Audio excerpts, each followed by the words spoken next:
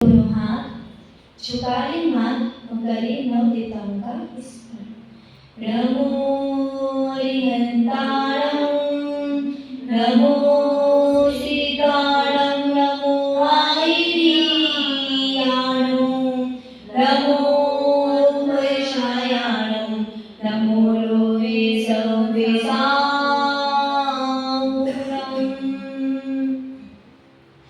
मोक्षमार्गस्य नेतारं वेदारं कर्मिभूभृतां जातारं विश्वतत्त्वानां वन्दे तद्गुणिनौघये, वन्दे तद्गुणिनौघये, वन्दे तद्गुणिनौघये। मेरी पवित्र मनि गुरुदेव आओ, मैं शास्त्री वाचन करूं प्रतिभा जगाओ। अरिहंति वासिति सभी सुधि देविकाओ, क्या बोले ना मुझे अभी तुम्हें ही बताओ, क्या बोले ना मुझे अभी तुम्हें ही बताओ, क्या बोले ना मुझे अभी तुम्हें ही बताओ। बोलो एक बार श्री चिदंबरम वासुनाथ भगवान की, मूल श्री चंद्रप्रभु भगवान की, अष्टांगिका महापर्व की, सिद्धि चक्र महामंडल विधान की, विश्व प्रसिद्ध समाधिपति के रचयिता मम गुरुदेव आचार्य भुवनेश्वर विभूषण जी महामुनि राज की, आचार्य संघ की, चिन्मयी माता की। प्रियाजन, हम तत्पाठ सूत्र के प्रथम अध्याय के कुछ सूत्रों को समझ लिए हैं। अब हम चलते हैं सूत्र नंबर 16 पे। ठीक है, यहाँ पे बहु बहुविध क्षिप्राणि निसह नुक्त ध्रुवाणम क्षेत्राणम, यहाँ पे बोल रहे हैं कि जो ये क्या है, 12 प्रकार के पदार्थ होते हैं अवग्रह को जानने के। अवग्रह में कल पढ़ी थी ना, अवग्रह इहा अवाय धारणा। फिर अब इसको सूत्र नंबर 15 में 16 में बता रहे हैं कि अवग्रह को कैसे जान सकते हैं। तो आचार्य ने बताया कि बहु बहु क्या है, 12 प्रकार के बताया, लेकिन इसमें आप पढ़ो सूत्र में क्या दे रहे हैं, सिर्फ 6 नाम है, 6 नाम।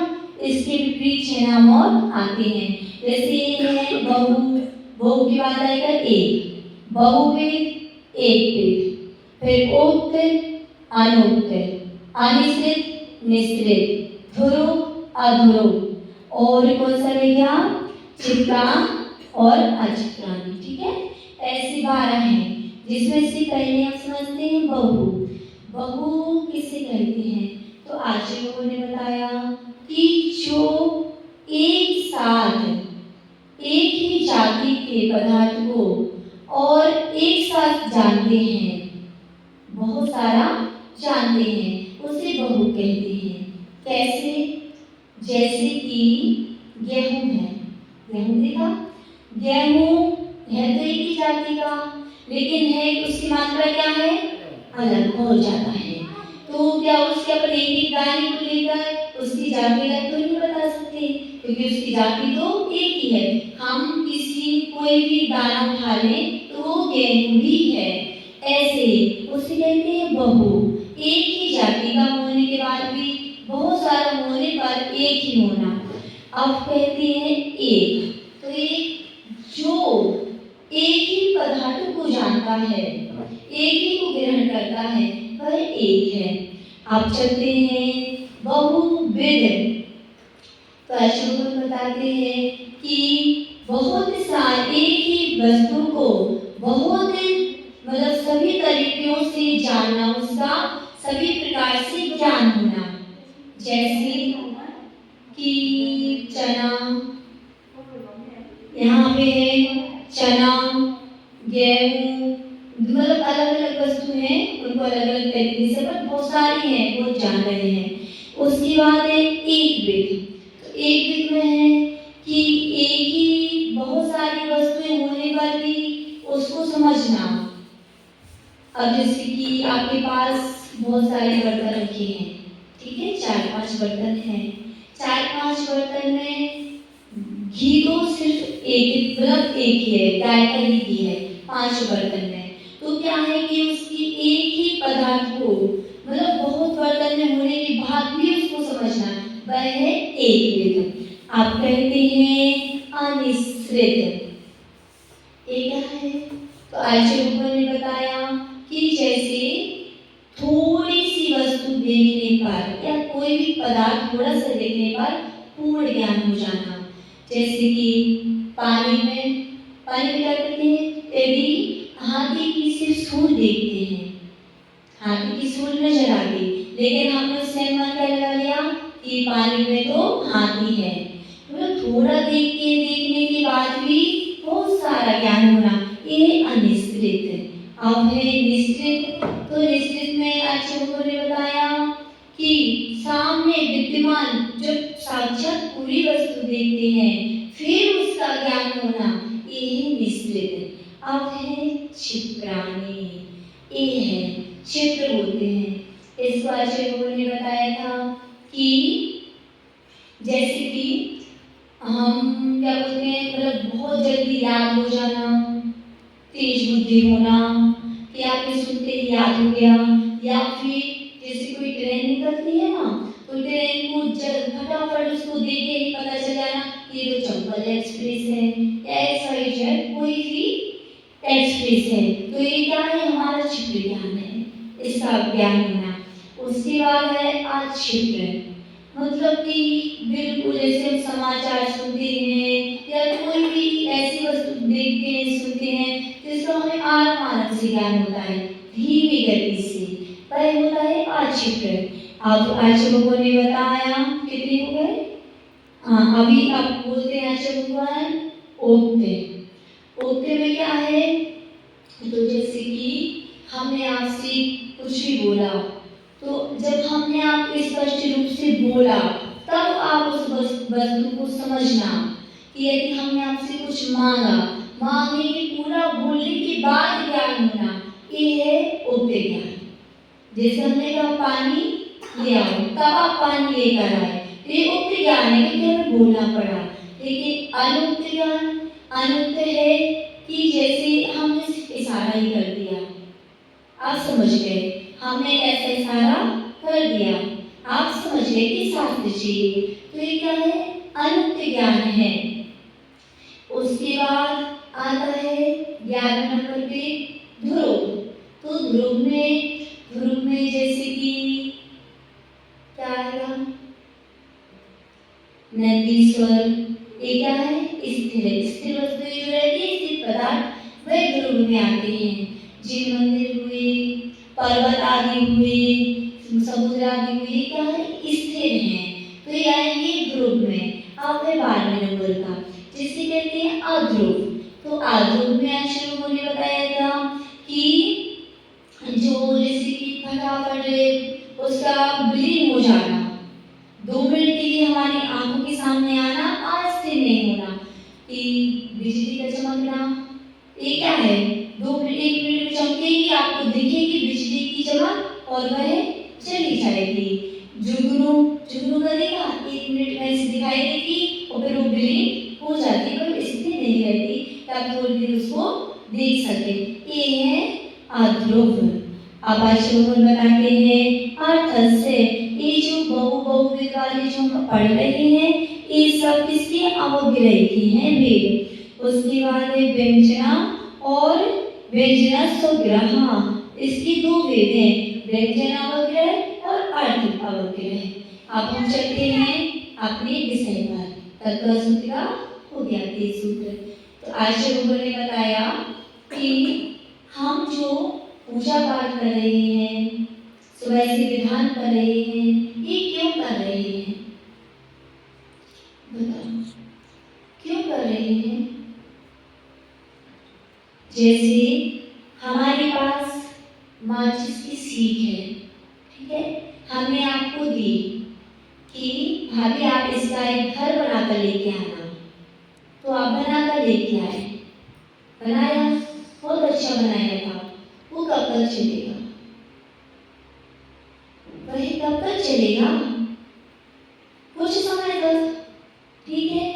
यदि हमने आपसे कहा भाभी चलकर समुद्र के किनारे पे चलते हैं, वहां पे जिस घर पूरा टाइप का बनाते हैं ना, पेड़ डाल के घर बनाना, मिट्टी में बनाते हैं, समुद्र के किनारे जाकर एक हमने सुंदर सा घर पूरा टाइप का बना दिया घर। अब बताओ वो कब तक चलेगा? तब तक ही चलेगा जब तक कि एक पानी की लहर नहीं आती, और जैसे ही वो पानी की लहर आई तो आपका जो इतना प्यारा सा घर बना हुआ था वो बह जाएगा। क्या आपके पास वो रहा? नहीं रहा।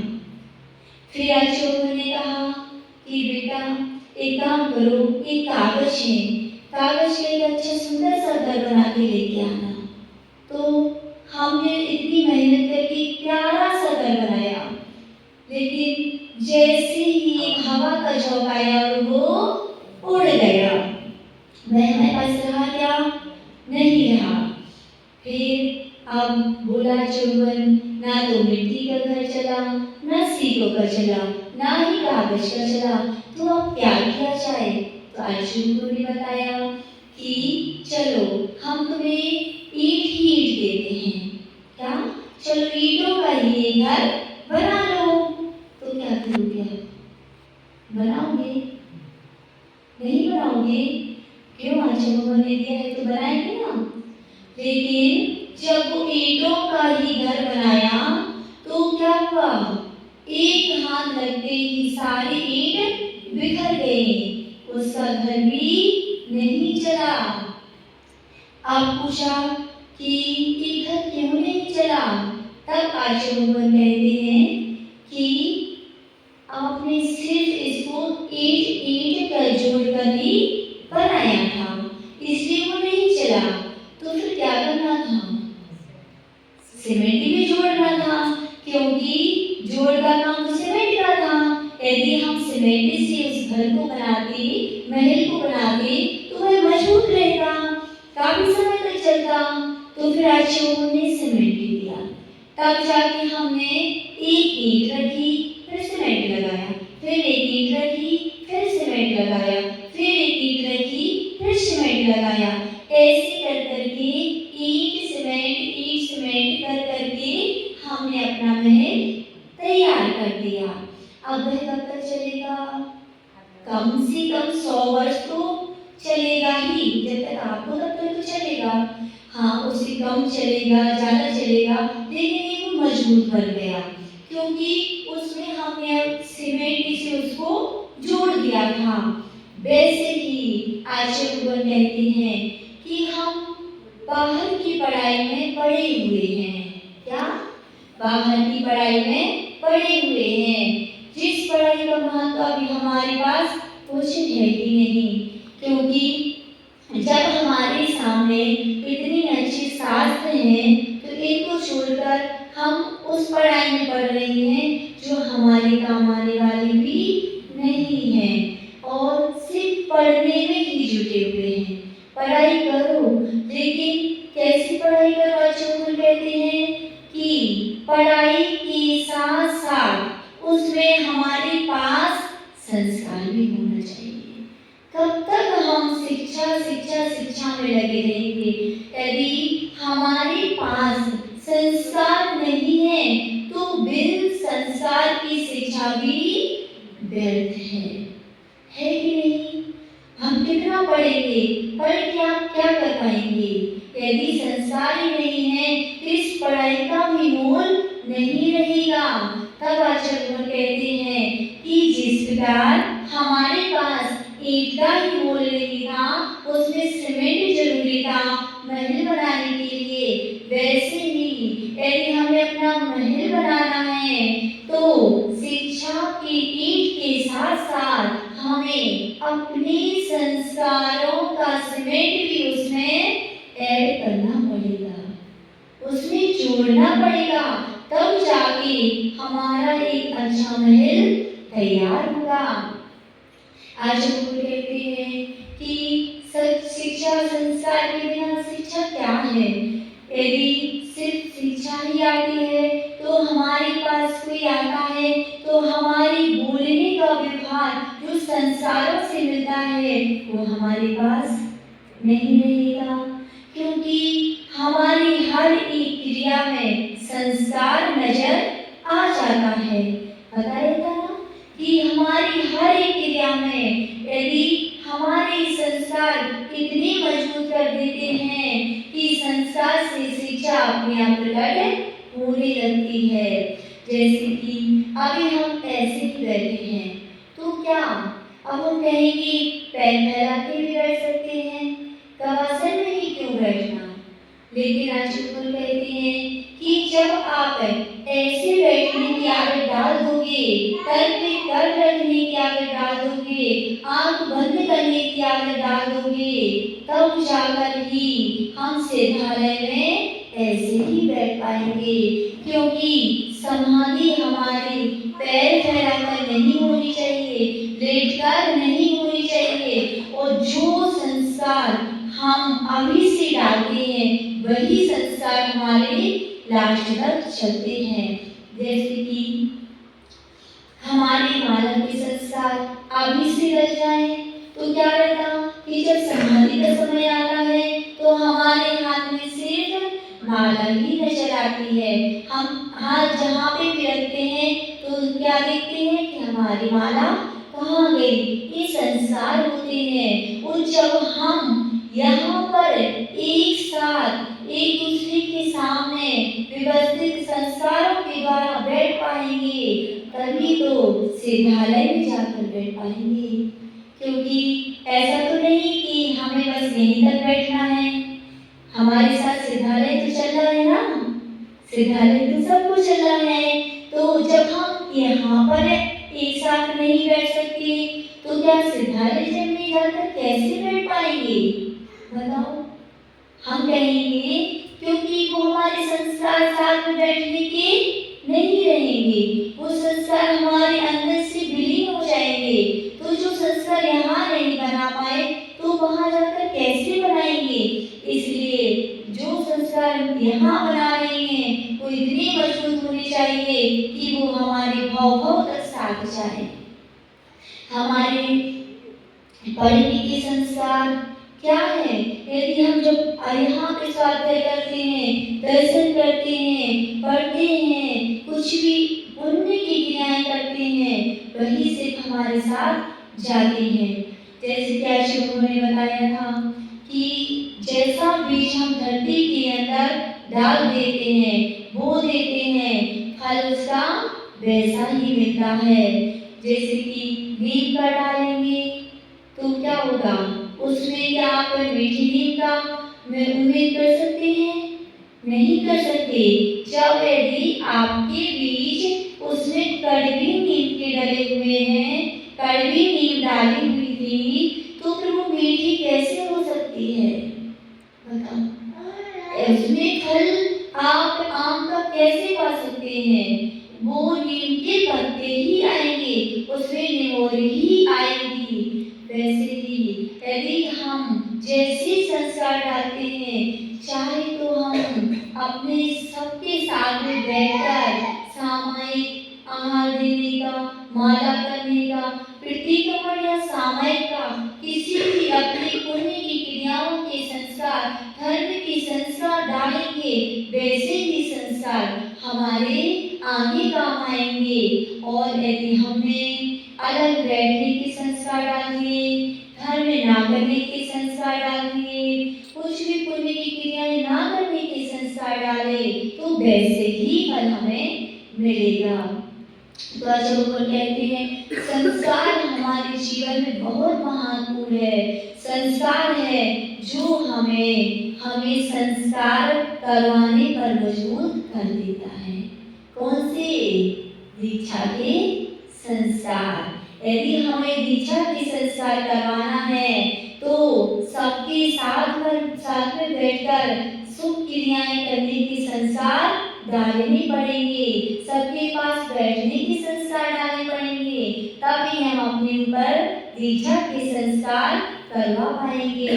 क्योंकि वह संस्कार एक बार जो माताजी बनने के बाद हो जाते हैं या मुनिराज बनने के बाद हो जाते हैं, वह हमारे बहुत मजबूत हो जाते हैं, जो हमारे पुण्य में वृद्धि करके अगली भोग ले जाने में हमारा साथ देते हैं। इसलिए प्रियापन आचरण गुण कहते हैं कि अपने संस्कारों को मजबूत करो।